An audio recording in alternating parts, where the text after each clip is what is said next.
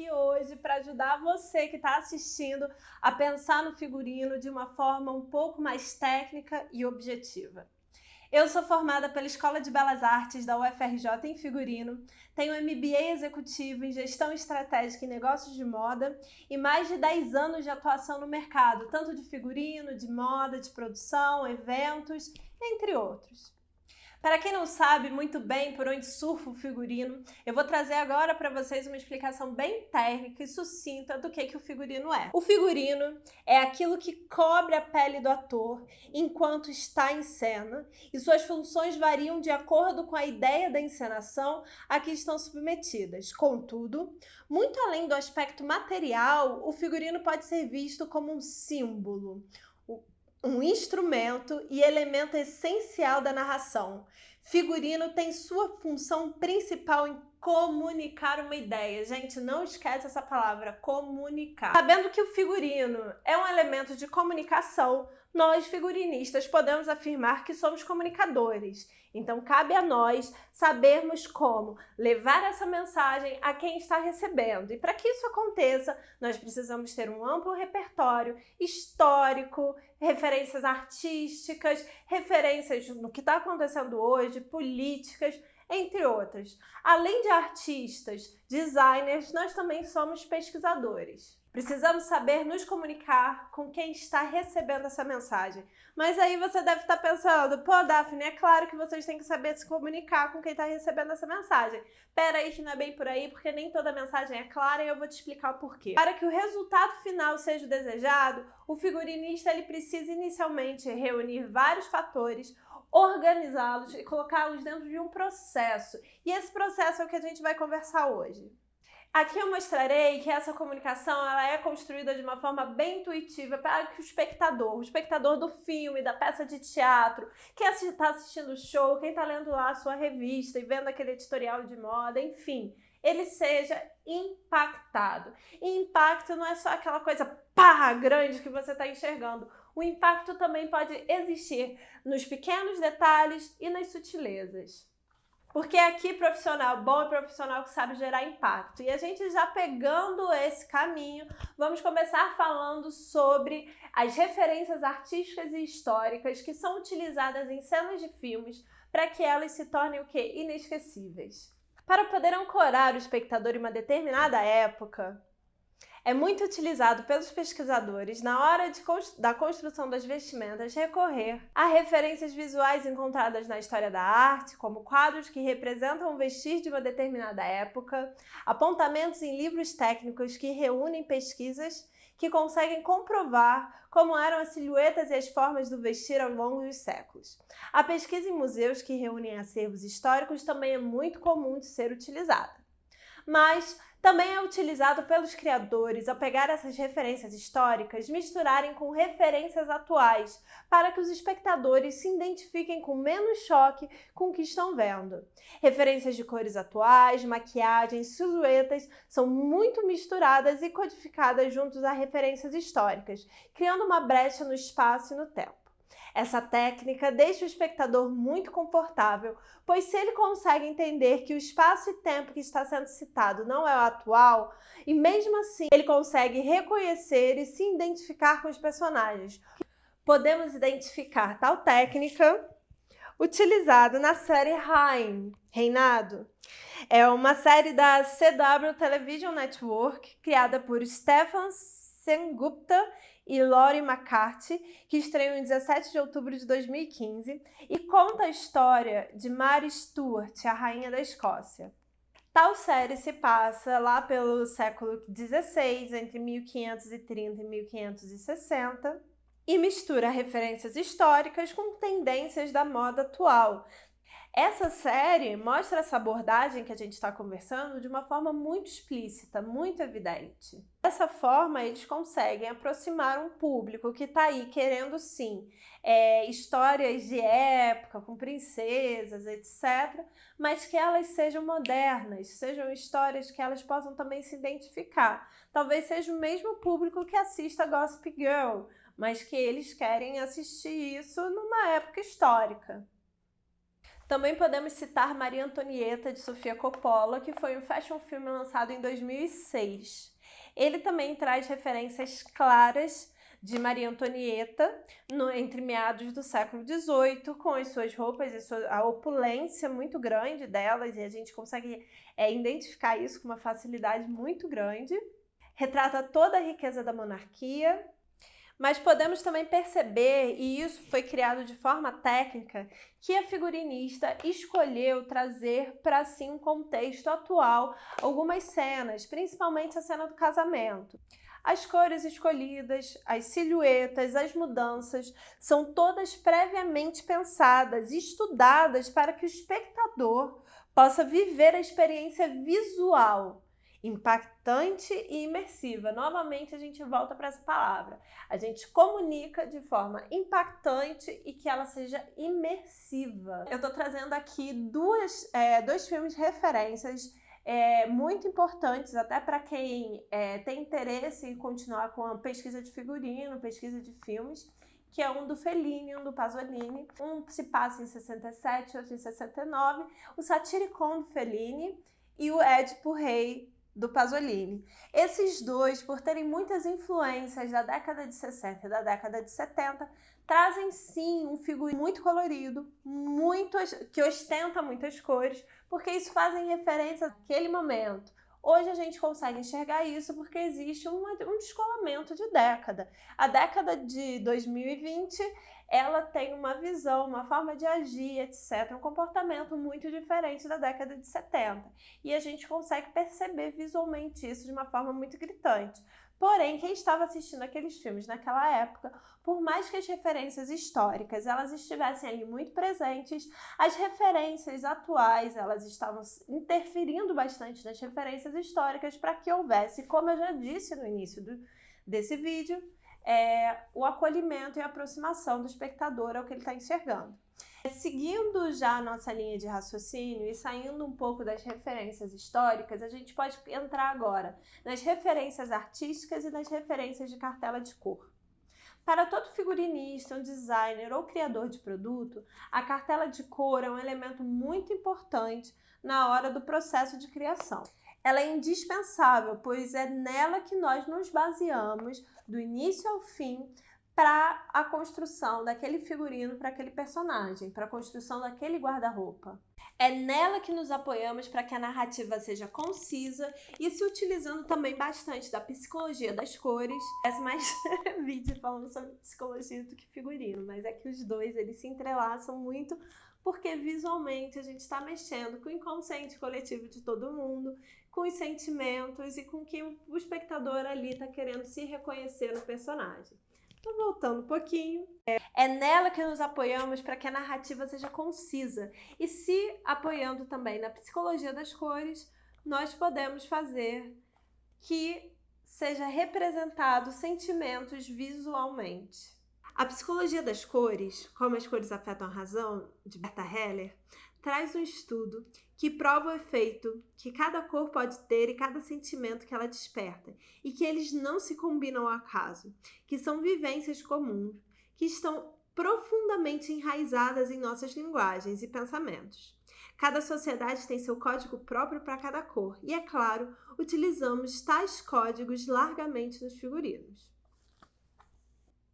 Foi provado a partir de tal pesquisa que o azul é a cor preferida pela maior parte das pessoas do mundo e que ele traz sentimentos como rigidez, padrão, conservadorismo.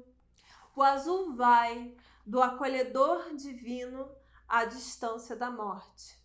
E não é à toa que os políticos que eles adotam estratégias mais padronizadas e conservadoras, principalmente aqueles políticos que defendem muito valores que se chamam familiares ou de um velho mundo, eles utilizam na cartela de cores, tanto das suas campanhas quanto da própria roupa que usam, a cor azul. E vocês podem ver isso em pequenas pesquisas feitas pelo Google. No mundo artístico, podemos ver tal referência usada, por exemplo, no filme Os Miseráveis. O filme é de Tom Hopper, baseado no famoso livro de Victor Hugo. O figurinista Paco Delgado, que inicialmente gostaria de usar preto em todos os figurinos do filme por causa do teor sombrio e pesado da trama, foi persuadido, óbvio, e utilizou a cor azul para a personagem Fantine. A personagem Fantine, no início da narrativa, enquanto ela ainda trabalhava na confecção, usava azul. Como as outras mulheres, ele seguia. Mesmo que de forma sofrida, ela tinha uma vida padronizada das mulheres da época. Porém, abaixo de suas vestes azuis, ela utilizava uma veste rosa claro, que também fazia referência ao ar sonhador que ela ainda mantinha, esperando seu amado e mantendo sua inocência e também escondendo seu segredo. Na evolução da personagem, as suas roupas limpas e claras foram substituídas por tons sujos mais escuros. Sua cartela passou do azul rosa para o vermelho, quando se tornou prostituta, e o branco acinzentado. Não podemos deixar de citar que a maior parte dos figurinos desse filme oscilam entre o vermelho, o branco e o azul, com diferentes tons, pois também fazem referência à Revolução Francesa e às cores da bandeira da França. E ao se falar do azul, é óbvio que não podíamos deixar de falar do vermelho. Segundo a psicologia da cor, enquanto o azul é a cor preferida pela maior parte da população mundial, o vermelho é a cor que a maioria das pessoas detestam. Porém, eu posso afirmar que mesmo que as pessoas detestem essa cor, ela está muito presente na cartela de cores dos personagens que nós amamos e eternizamos nos nossos corações. Por quê? Ao longo da evolução dos figurinos no teatro e, consequentemente, no cinema, o vermelho ele sempre foi utilizado como a cor de apresentação da protagonista. Romeu e Julieta, de Franco Zeffirelli, de 1968, eternizou a personagem Julieta em seu vestido vermelho. E tal tendência foi seguida e utilizada até hoje. Muitas vezes as personagens que elas são muito mais dramáticas, com um espírito livre, ou que suas atitudes e personalidades estão ligadas diretamente no rumo que a trama do filme vai tomar, elas têm dentro de seu guarda-roupa, dentro da sua cartela de cores, o tom vermelho. Pode ser um vermelho mais aguado, um vermelho mais rosado, como pode ser um vermelho mais carmim, chegando até um vermelho meio amarronzado. Depende de como essa personagem ela vai ser trazida a referência dela. A protagonista Rose de Titanic, do filme estreado em 2001 de James Cameron, é apresentada a Jack com seu vestido vermelho e preto. Não é à toa que vermelho se refere à cor de todas as paixões e todos os ódios, de todos os reis e de todos os regicidas. Ele é o perigo, mas ele também é o êxtase. Enquanto Deus usa azul, o diabo usa vermelho. Podemos ver tal referência sendo utilizado no filme Moulin Rouge, Amor em Vermelho, de Luhrmann, estreado em 2001. Não basta ser amor, que já é vermelho, tem que ser amor em vermelho. Então, é um amor, muito vermelho. Satine usa vermelho. Satine é o vermelho, mas ela também usa o preto, da elegância e um pouco do luto. Quem já assistiu o filme sabe de toda a trajetória dela. E ela também faz uma coisa muito interessante que foi utilizada pelo figurinista do filme. Ela subverte o branco. E a gente vai falar um pouco dessa subversão agora. Vamos ver tal subversão também sendo usada no filme Laranja Mecânica de Kubrick, lançado em 1971. O filme que retrata a ultraviolência traz o figurino da genial Milena Canoneiro, onde o traje inesquecível da gangue que Alex lidera é branco. O branco é visto na psicologia das cores como a cor imaculada, como a cor do divino, da pureza, não só da pureza extrema, do bem, da paz, da feminilidade pura, da limpeza e do sacrifício. Mas também ela pode ser vista como a cor dos fantasmas e ela anda lado a lado com o azul referente da morte fria. Você espera ver o diabo de vermelho, mas quando o diabo se apresenta de branco, ele é muito mais perigoso. outra subversão do branco e, consequentemente, eternização de figurino. E esse filme merece um vídeo à parte para ser falado somente dele. É o Drácula de Bram Stoker, dirigido por Ford Coppola e com o figurino da genial e eterna Eiko Ishioka. Pesquisem.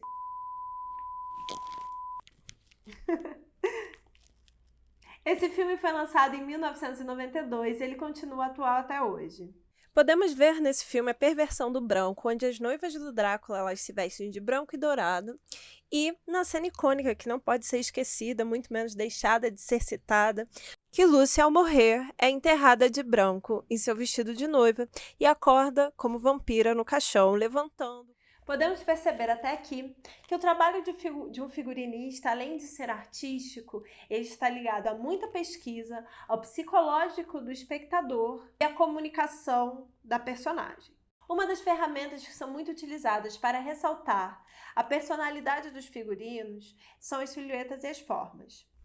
Falando sobre figurino infantil, quando estamos falando de um personagem, por exemplo, que está passando fome, nunca o veremos sendo representado em silhuetas muito redondas, largas, abundantes, com estampas grandes ou arredondadas, pois esse tipo de silhueta ela passa a impressão de abundância, de preenchimento. Muito pelo contrário do que a gente vai querer passar de um personagem que pode estar passando fome num momento difícil da vida dele. A psicologia diz que as retas, as setas e as arestas, elas são representadas no nosso inconsciente como formas que transmitem perigo para nós ficarmos alertas, que aquilo pode não ser bom.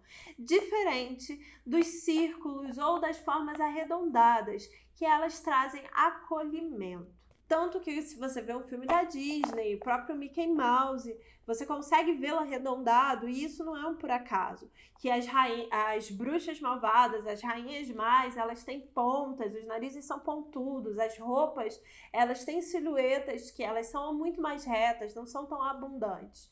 Tudo isso é pensado para trazer para o inconsciente infantil exatamente o que a gente quer dizer ali, que uma coisa pode ser boa e a outra não.